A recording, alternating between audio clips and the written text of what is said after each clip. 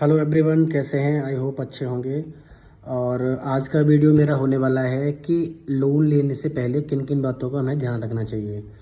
तो बेसिकली क्या होता है कि हम जब लोन लेते हैं तो हम जल्दी होती है हमें। सपोज़ करो कि अर्जेंट में आपको नीड पड़ रही है, तो आप क्या सोचोगे, किसी भी बैंक में जाकर या किसी को भी कॉल्स आ रही है आपको, आपने या तो ऑनलाइन अप्लाई करोगे, या ऑनलाइन अप्लाई नहीं किया तो आप नियरेस्ट बैंक में जाओगे, या किसी नॉन वन जो पहले कॉल करता होगा उसको आप पूछोगे कि भाई अर्जेंट नीड है, मेरे को अभी लोन चाहिए। तो उस समय क्या होता है कि आप जल्दबाजी में सारे टर्म्स एंड कंडीशन बिना डिस्कस किए आप लोन ले लेते हो। बाद में बोलते हो कि ये बजाज फाइनेंस फ्रॉड है, या आईसीआईसी बैंक वाले फ्रॉड हैं, या एसबीआई वाले फ्रॉड हैं, या क्रेडिट कार्ड वाले फ्रॉड हैं। तो कहीं ना कहीं वो हमारी मिस्टेक है। बैंक क्या है, बैंक सेल्स कर रहा है अपना। बैंक या जो जो भी कंपनी चल रही है वो सेल्स कर रहा है अपने। हमें आइडेंटिफाई करना है कि हमारी नीड क्या है, और हम जो डॉक्यूमेंट साइन कर रहे हैं, या डिजिटली साइन कर रहे हैं या फिजिकली साइन कर रहे हैं, वो डॉक्यूमेंट पे क्या लिखा हुआ है। ठीक है। अगर आपके पास में पढ़ने का टाइम नहीं है तो शॉर्ट में आप उनको मेल पे ही मंगा सकते हो कि सारी टर्म्स एंड कंडीशंस क्या है मेल पे, क्योंकि अब डॉक्यूमेंट तो बहुत लेंदी होते हैं भाई। 35-40 पेज कौन पढ़ेगा, उनकी टर्म्स एंड कंडीशन कौन पढ़ेगा।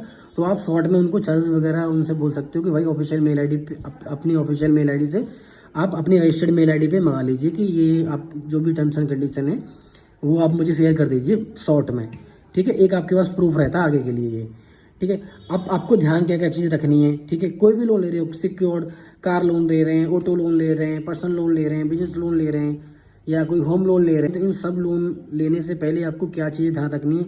सबसे पहले ध्यान रखना है कि रेट ऑफ इंटरेस्ट क्या है। रेट ऑफ इंटरेस्ट में दो चीज़ें आती हैं, फिक्स्ड रेट है या फ्लैट रेट है, या रिड्यूसिंग रेट ऑफ इंटरेस्ट है। ठीक है। रिड्यूसिंग और फ्लैट के लिए मैंने बनाई हुई है वीडियो, आप देख सकते हो उसमें डिफरेंस क्या होता है। जनरली कंसिडर करा करो कि रिड्यूसिंग रेट ऑफ इंटरेस्ट वो बेटर रहता है। ठीक है। दूसरा, आपका रेट कंफर्म करने के बाद आप उनसे टेन्योर कंफर्म करेंगे। टेन्योर यानी कितने समय के लिए लोन हो रहा है। ठीक है। अगर सिक्योर्ड लोन है तो आप 10 साल से अब मत जाइए, क्यों 10 साल से ज़्यादा जाएंगे तो आपको इंटरेस्ट ज़्यादा चला जाएगा, प्रिंसिपल कम जाएगा ईएमआई में। ठीक है।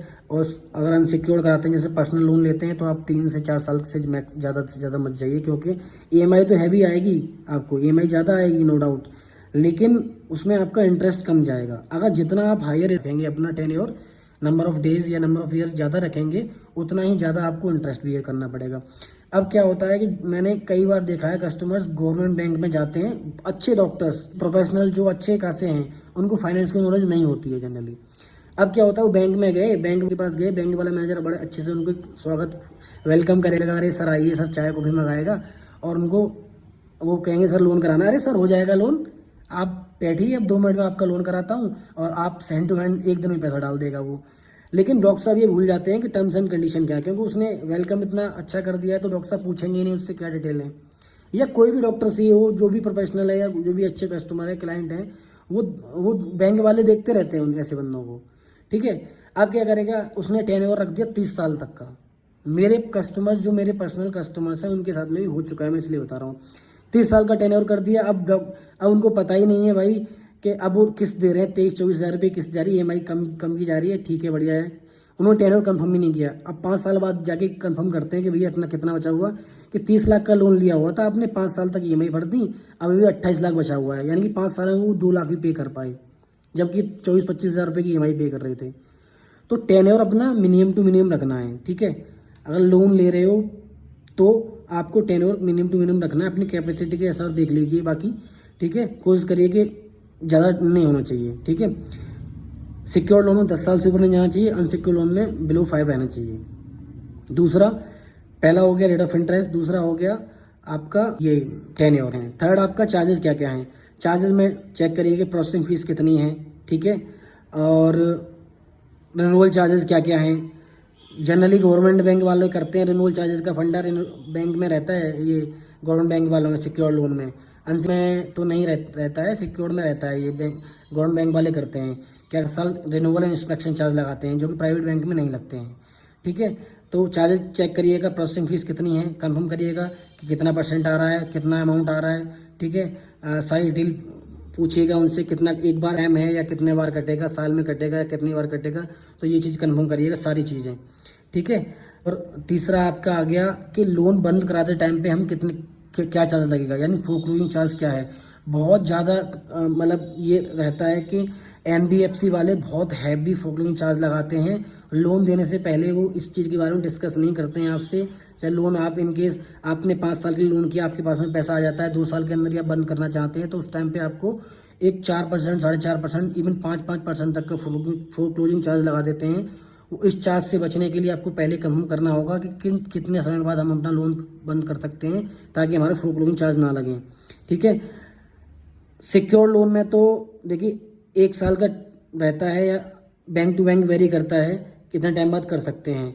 अगर अनसिक्योर लोन भी करा रहे हैं और आपका बिजनेस है, तो MSME अगर आपके पास में है, जो इसको उद्यम रजिस्ट्रेशन बोलते हैं, वो आप उसको लगा करके अगर लोन करा रहे हैं, तो आफ्टर 1 ईयर का उनको लॉकिंग पीरियड रहता है। 1 ईयर के बाद में आप कभी भी लोन क्लोज करा सकते हैं, फोरक्लोजिंग चार्ज नहीं जाएगा। बाकी बैंक टू बैंक अपना वेरी करता है, किस बैंक ने क्या अपने टर्म्स एंड कंडीशन लिख रखे हैं, सारा चीज़ उनसे ले लीजिएगा, मेल मंगाइएगा इन चीज़ को।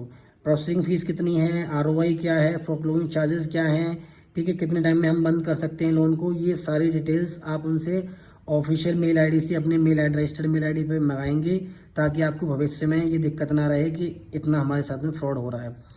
फ्रॉड, कोई भी बैंक फ्रॉड नहीं है, ठीक है, और सारी बैंक फ्रॉड हैं। अगर आप डॉक्यूमेंटेशन अपनी ओके रखते हैं, अपनी तरफ से सारी चीज़ें प्रॉपर वे में आपको पता है, तो आपके साथ कोई बंदा फ्रॉड नहीं कर सकता। ठीक है। और अगर आप जल्दबाजी में लोन ले रहे हैं, डिस्कस ही नहीं कर रहे हैं किस चीज़ों को, तो वो फ्रॉड की तरह से ही ट्रीट होगा, वो उसमें आपकी गलती है। ठीक है। अगर आप अपने आप में अवेयर हैं, अपने टर्म्स एंड कंडीशन को लेकर आपको पता है कि मैंने कितने टाइम के लिए लोन लिया है, कितना मुझे भरना है, कितना EMI रहेगा, कितने टाइम के लिए लोन लिया है, तो आपको कभी भी ये रिग्रेट नहीं होगा कि मैंने गलत बंदे से लोन लिया, गलत बैंक से लोन ले लिया। ठीक है। NBFC हो या बैंक हो या गवर्नमेंट प्राइवेट कुछ भी हो, सब धंधा करने के लिए, सब बिजनेस के लिए बैठे हुए हैं बंदे, वो तो बेचेंगे। आपको देखना है ये कि आपको क्या प्रोडक्ट चाहिए, डिमांड क्या है, आपकी रिक्वायरमेंट क्या फुलफिल हो रही है। क्योंकि आपकी डिमांड है होम लोन की, आपने पर्सनल लोन ले लिया है, आपके पास प्रॉपर्टी पड़ी हुई है, भाई होम लोन में 8% जा रहा है, लोन में 14% दे रहे हो, आप 12% दे रहे हो, प्रॉपर्टी होने के बावजूद आपको बताया नहीं, उसने जल्दबाजी के चक्कर में आपने कुछ डिस्कस ही नहीं किया। ठीक है। तो आप पहले ऑटो लोन की ज़रूरत है आपको, आपने पर्सनल लोन ले लिया या बिजनेस लोन ले लिया, 15-16% दे रहे हो आप, ऑटो लोन में आपको 9-10% मिल रहा है, 8% मिल रहा है, तो वो सारी चीज़ें देखनी है, बैंकर से अच्छे से बात करनी है, जो भी आपसे डिस्कशन कर रहा है, जो भी आपकी पर्सन है, उससे सब सारी चीज़ें टर्म्स एंड कंडीशन पूछिएगा, उसके बाद ही आप प्रोसेस कराइएगा। Thank you so much.